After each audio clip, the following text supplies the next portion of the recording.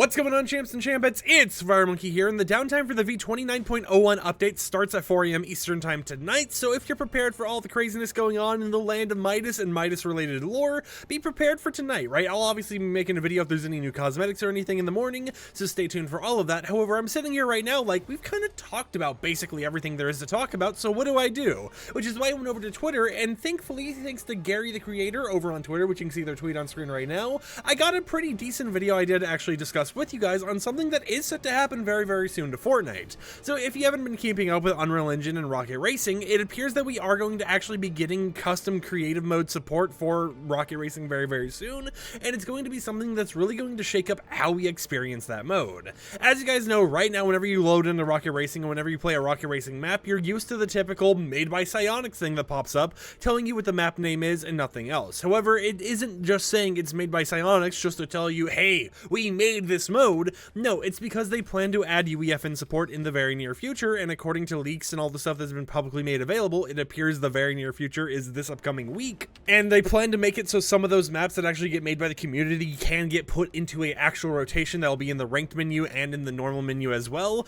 allowing for Rocket Racing in the future to just kind of be this mode that you're able to play if you want to play it for either the official Psyonix maps, or if you want to play it for the community created creations out there once it actually gets revealed to the public and you're able to actually mess around with it.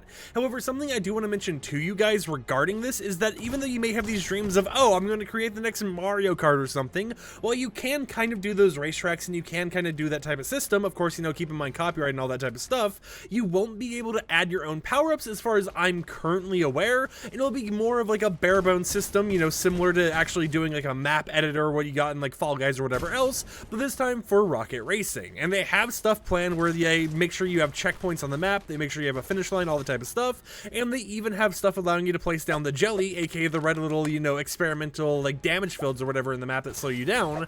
So it is very interesting to see how everything's being worked on behind the scenes and how it's basically getting the finishing touches right now in order to make this Fortnite world, the Fortnite hub as Epic Games internally calls it, much bigger and allowing us to actually create whatever we want to create in all of the modes, right? Because keep in mind, this is only the start. They want to eventually make it so we can make our own Lego Fortnite creations, right? Oh my god, my aim's terrible. I'm blaming that on the recoil, but they want to make it so we can make our own Fortnite creations in every single mode, such as Lego Fortnite, because we've already seen even the Lego group themselves being able to mess around with that system in creative mode, and it seems like it's a very early experimental test for actually allowing more and more of the public to be able to mess around with those as well and make their own Lego Fortnite maps in creative, you know, make their own mechanics or whatever else. So this really just feels like we're slowly getting past that little starting gate or whatever so that we can get to this major land of all these crazy creations that we as a community will be able to get our hands on and mess around with. Now, of course, when the Rocket Racing actually releases, we're not for sure how much it's going to affect the UEFN, right? We don't know if it's going to take over everything,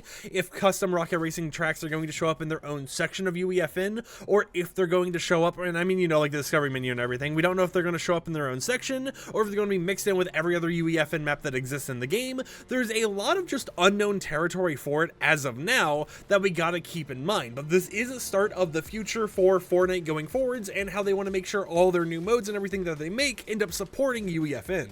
Now, keep in mind, according to Epic Games, they want to also add UEFN support to LEGO Fortnite, as we just mentioned, but also Fortnite Festival. And it makes me really wonder, what is UEFN going to look like a year from now, 2 years from now, right? In the very near future, when every single one of their custom modes with all these different mechanics and systems ends up being supported in UEFN. Imagine the games that the community will actually be able to make with all of those tools and all the access of everything being available to them.